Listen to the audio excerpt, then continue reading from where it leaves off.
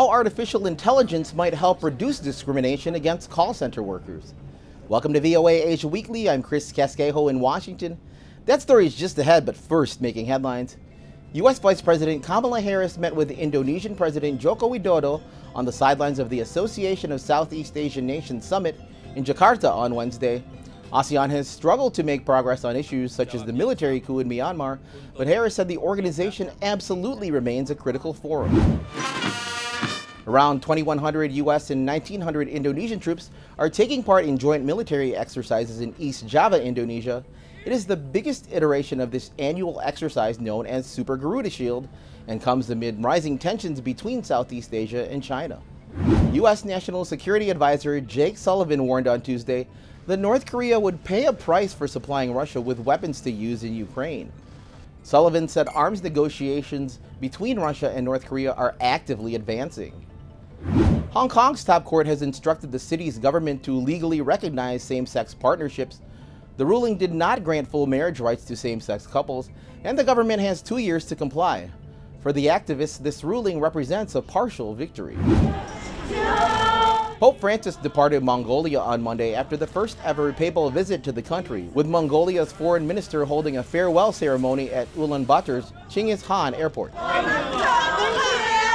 U.S. President Joe Biden is set to depart for India to attend the G20 summit beginning Saturday.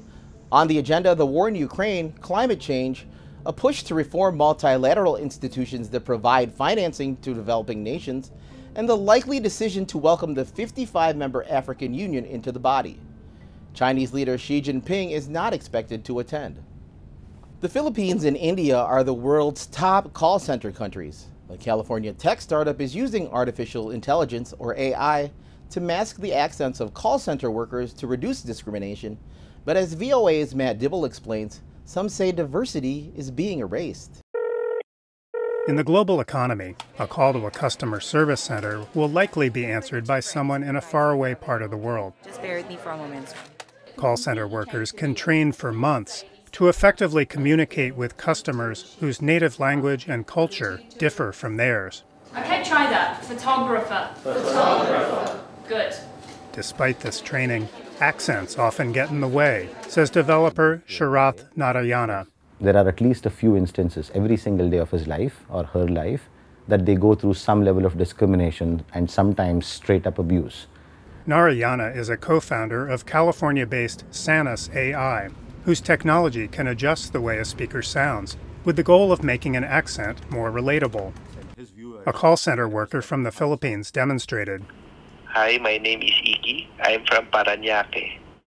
Hi, my name is Iggy. I'm from Parañaque. The difference can be subtle, but Narayana says it is helping call center workers avoid abuse. We are not trying to hide the fact that this person is from India or this person is from the Philippines, but this person would sound so clear, so confident, and so crisp that the other person would like to have a conversation. Discrimination and abuse by callers are among the factors leading to high turnover among call center workers.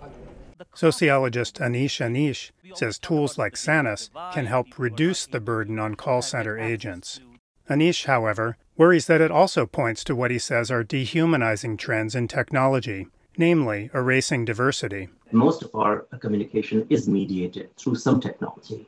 But when technology starts changing your accent itself, that is transforming you into your own avatar. Now, the driving force is not developing an understanding between human beings, but the driving force is transactional in the sense that things have to get functionally done. Narayana says that of the workers with the optional Sanus system installed, 97% of them are choosing to use it every day. Because I was able to listen to one of my calls using Sanus, and wow. It looks like English is my first language, where in fact it's not. For now, the AI seems to be helping people connect.